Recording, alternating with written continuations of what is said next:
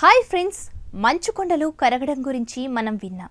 కానీ మంచు కొండలు హఠాత్తుగా పరిగెత్తడం గురించి ఎప్పుడైనా విన్నారా? ప్రపంచవ్యాప్తంగా సుమారు 3100 భారీ గ్లేసియర్లు ఇప్పుడు వింతగా ప్రవర్తిస్తున్నాయి.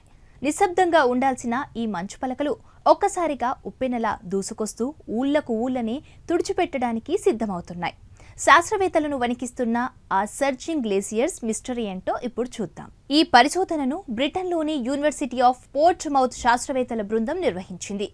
గ్లేసియాలజిస్ట్ డాక్టర్ హెరాల్డ్ లెవెన్ నేతృత్వంలోని అంతర్జాతీయ బృందం ప్రపంచవ్యాప్తంగా ఉన్న వేలాది గ్లేసియర్లపై జరిపిన ఈ అధ్యయన వివరాలు nature reviews, earth and environment జర్నల్లో ప్రచురితమయ్యాయి.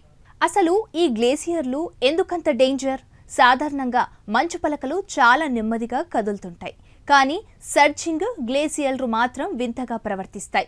ఇవి కొన్నాళ్ల పాటు మంచును లోపల దాచుకుని ఒక్కసారిగా అత్యంత వేగంగా ముందుకు దూసుకొస్తాయి.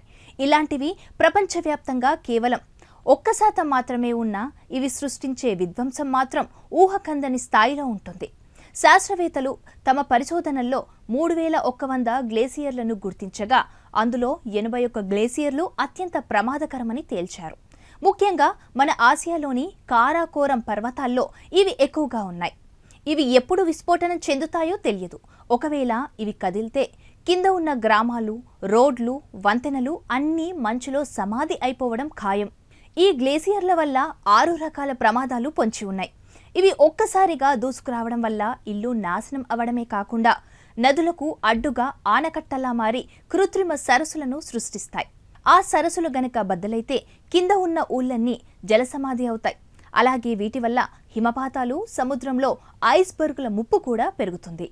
గ్లోబల్ వార్మింగ్ వల్ల ఈ గ్లేసియర్ల ప్రవర్తన పూర్తిగా మారిపోతుంది.